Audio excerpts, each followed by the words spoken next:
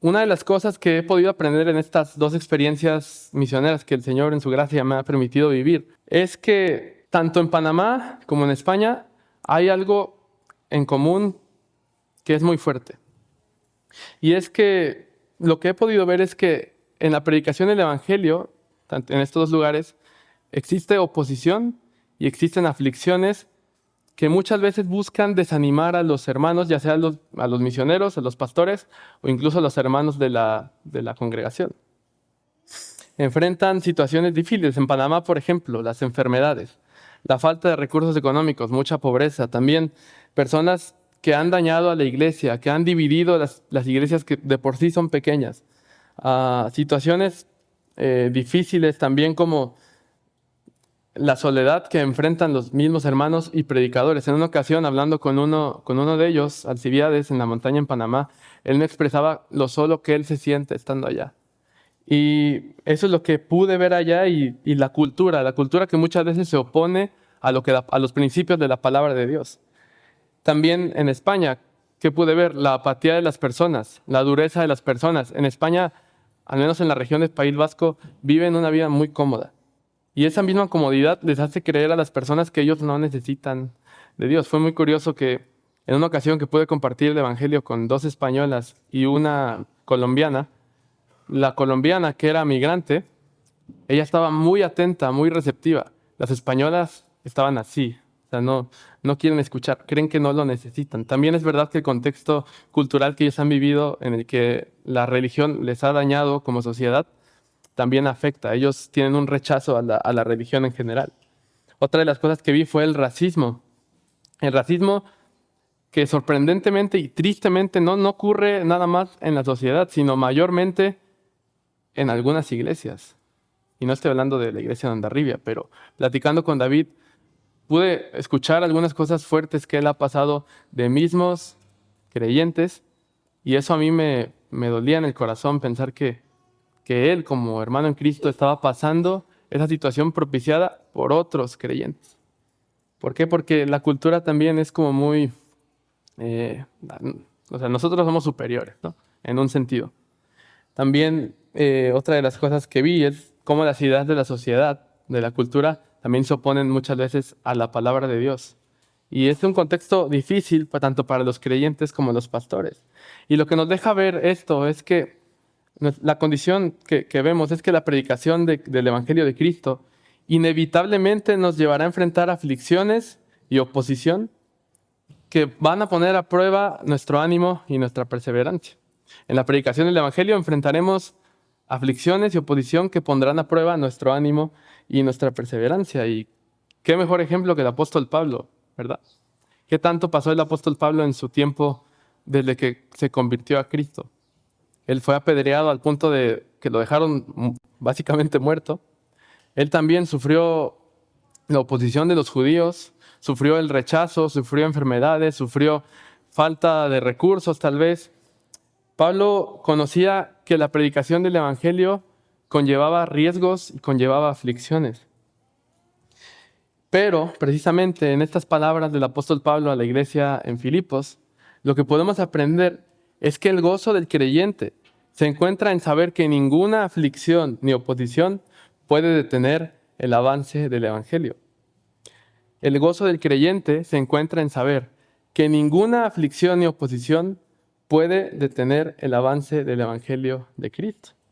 Y lo que quiero que veamos brevemente en estos versículos es por qué puede el creyente gozarse aún cuando enfrenta pruebas y aflicción en la predicación del Evangelio. ¿Cómo es que el creyente puede gozarse? ¿Por qué puede hacerlo?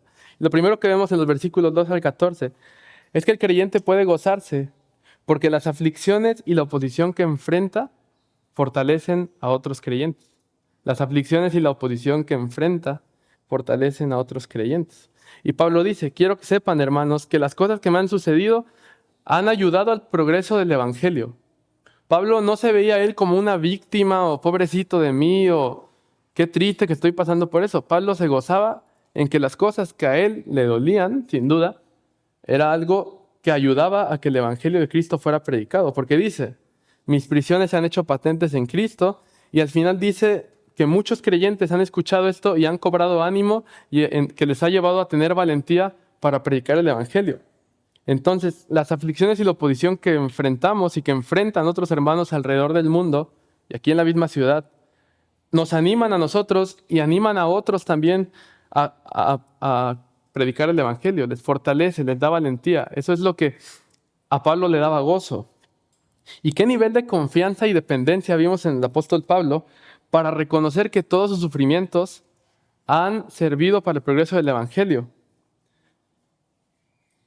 Pablo reconocía que él era un esclavo de Cristo y como esclavo de Cristo, él mostraba fidelidad a la misión de Cristo, aun cuando esa misión implicaba aflicciones y oposición. Porque la fidelidad de los predicadores del Evangelio y nuestra fidelidad a la misión del Evangelio en medio del sufrimiento es un ejemplo que va a animar a otros creyentes y los va a llenar de valentía para ellos unirse también a la misión de predicar el Evangelio, porque no es un trabajo nada más de los misioneros, ni es un trabajo de los pastores, eso lo sabemos muy bien, pero que el ejemplo de personas como David Martínez en España y como otros misioneros que hemos escuchado, que pasan por situaciones complicadas y se mantienen fieles predicando el Evangelio donde Dios los ha llamado, que eso nos motive a nosotros a que podamos predicar el Evangelio desde donde estamos y, ¿por qué no?, también pensar en algún día, si Dios nos llama, poder salir a predicar el Evangelio a otros lugares. Entonces vemos que el creyente puede gozarse aún en medio de las aflicciones y oposición que enfrenta al predicar el Evangelio, porque las aflicciones y la oposición que enfrenta fortalece a otros. Pero no nada más vemos eso, sino que también en versículos 15 al 18 encontramos que el creyente puede encontrar gozo en medio de la aflicción, porque el Evangelio de Cristo avanza a pesar de las malas intenciones. Porque el Evangelio de Cristo avanza a pesar de las malas intenciones. Versículo 15 dice, algunos a la verdad predican a Cristo por envidia y contienda, pero otros de buena voluntad. Los unos anuncian a Cristo por contención, no sinceramente, pensando añadir aflicción a mis prisiones. Y es que lamentablemente la condición de nosotros como seres humanos es que nuestro corazón es tan perverso que nos hace rebajar la misión del Evangelio y rebajar el servicio a la iglesia, el servicio a otros en un asunto de interés personal. Eso le pasa no nada más a los pastores y predicadores del Evangelio en otras partes del mundo, nos pasa también a nosotros en el servicio que damos a la iglesia. Porque muchas veces, sí o no, sentimos celos y rivalidad cuando escuchamos que otros que a lo mejor no nos caen tan bien están siendo utilizados por el Señor. Pero ¿cómo podemos sentir celos? ¿Cómo podemos sentir rivalidad de otros hermanos que están siendo utilizados por el Señor? Y esto lo digo porque es algo que yo pude ver allá en las palabras que David, en las cosas que David me compartió. Cómo muchas veces convertimos del reino de Dios en nuestro reino y queremos que nuestro reino avance y entonces nos molesta cuando alguien más está siendo usado para la expansión del reino de Cristo. Pero también vemos que predicar el Evangelio, mostrar fidelidad en la predicación del Evangelio, demuestra dos cosas. La primera, que amamos al Señor, ¿verdad? En primer lugar. Pero también es una forma de amar a aquellos que predican con fidelidad el Evangelio, aquellos que se someten al Evangelio de Cristo. Dice el versículo 17, pero otros lo hacen por amor, sabiendo que estoy puesto para la defensa del Evangelio. Entonces muchos hermanos de Filipos escuchaban las prisiones de Pablo, escuchaban las aflicciones de Pablo y, primeramente por amor a Dios, pero también por amor a Pablo, predicaban fielmente el Evangelio, sabiendo que Pablo estaba pasando por prisiones por causa del Evangelio. Y otra de las cosas que podemos aprender de estos versículos es que, una vez más lo repito, nuestro corazón es tan ambicioso, como dice Pablo, muchos predican por envidia, muchos lo hacen por contienda y muchos lo hacen por buena voluntad. Pero nuestro corazón ambicioso convierte la predicación del Evangelio y el servicio a Dios en ambiciones egoístas que lo que buscan es sobresalir por encima de otros hermanos. Ese deseo de buscar la admiración de otros, de buscar que me reconozcan tal vez en una posición o en una autoridad. Y de nuestra parte es deshonesto predicar el Evangelio o servir a Dios con un corazón lleno de soberbia, que lo que busca es ser importante. Porque tenemos que recordar que nosotros somos esclavos. Y el Señor no está buscando en la iglesia figuras, ni está buscando superestrellas. Lo que está buscando son esclavos que sirvan a la iglesia, que le sirvan a Él por amor, pero que sirvan también por amor a otros. Porque la misión de Dios no es una pirámide empresarial, muchas veces lo vemos así, tristemente, en la que algunos vamos por niveles, ¿no? A lo mejor en mi experiencia o algo voy subiendo, pero no se trata de una pirámide empresarial, sino de un cuerpo en el que cada miembro tiene una función. Y eso es algo de lo que aprendemos también aquí, lo que Pablo está diciéndole a los hermanos. Somos esclavos y no somos figuras. Y eso debemos de recordarlo siempre que brindemos un servicio a Dios y que prediquemos el Evangelio. Y es lo que también yo pude aprender de hombres como David, que estando allá, incluso muchos ni conocen a David, pero he visto la fidelidad. Hermanos, sinceramente David no necesita estar allá.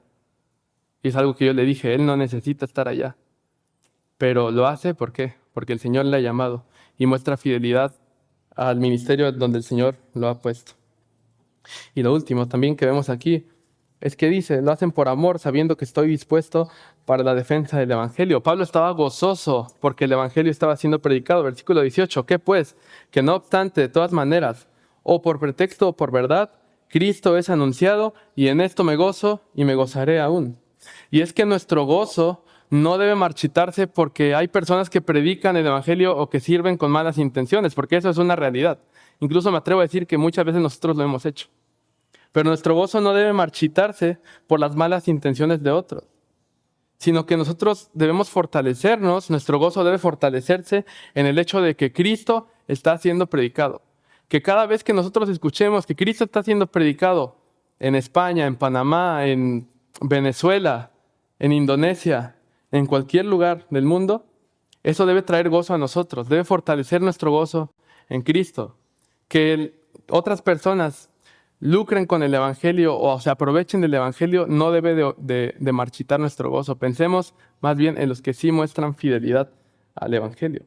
Y lo último que vemos aquí, no nada más es que Pablo se fortalecía o encontraba gozo en el hecho de que sus aflicciones servían de ánimo a otros, ni tampoco nada más encontraba gozo en que el Evangelio de Cristo estaba siendo predicado a pesar de que había personas con malas intenciones. En tercer y último lugar, debemos encontrar gozo en la predicación del Evangelio en medio de las circunstancias adversas, porque las oraciones del pueblo de Dios son nuestra fortaleza. Versículo 19. Porque sé que por vuestra oración y la suministración del Espíritu de Jesucristo, esto resultará en mi liberación. Poco de contexto es que Pablo, como muchos sabrán, escribe esta carta desde, ya sea algunos que piensan que estaba en arresto domiciliario y otros que piensan que estaba literalmente en la cárcel. Sea como sea, Pablo estaba en prisiones. Y Pablo dice, yo confío que por vuestra oración y por el trabajo del Espíritu Santo, yo seré liberado. Pablo estaba seguro. ¿Por qué? Porque sabía que el pueblo de Dios estaba orando por él. Y entonces nosotros encontramos fortaleza en las oraciones del pueblo de Dios. Una de las cosas que más anima a aquellos que predican el Evangelio o a aquellos que sirven en cualquier área aquí en la iglesia es saber que alguien más está orando por ti, por tu trabajo. Y ese es un reto que nosotros tenemos también. ¿Cuántas veces estamos orando por los misioneros? Fuera del domingo en la oración pastoral. ¿Cuántas veces estamos orando por los misioneros que apoya la iglesia? O por los misioneros que también no apoya la iglesia, pero que conocemos. ¿O cuántas veces oramos por los pastores, por los diáconos, por los líderes de grupos pequeños, o por las hermanas que sirven en la iglesia, o cualquier área de servicio aquí en la iglesia? ¿Cuántas veces lo hacemos? Porque no hay cosa que más anime a aquellos que sirven y a aquellos que predican el Evangelio que las oraciones del pueblo de Dios. Y una de las cosas que también quiero que animarnos a hacer es qué tal si algún día escribimos un mensaje a aquellos misioneros. ¿Qué tal si un día les regalamos 20 minutos, 30 minutos para hablar con ellos, para llamarles y que ellos sepan que estamos orando por ellos? Porque de verdad, hermanos, una de las cosas que más carga mi corazón es la soledad que muchas veces ellos enfrentan. Y es algo que yo lo veo y admiro la fidelidad que ellos muestran a pesar de eso. Entonces, hermanos, recordemos la enseñanza de este pasaje. Primero, vemos que la condición es que la predicación del Evangelio el servicio a Dios, inevitablemente nos llevará a enfrentar aflicciones y oposición que pondrán a prueba nuestro ánimo y nuestra perseverancia.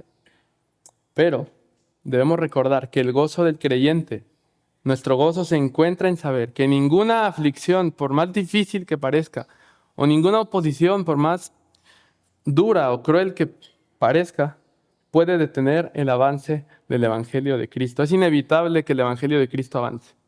Va a avanzar y es obra de Dios.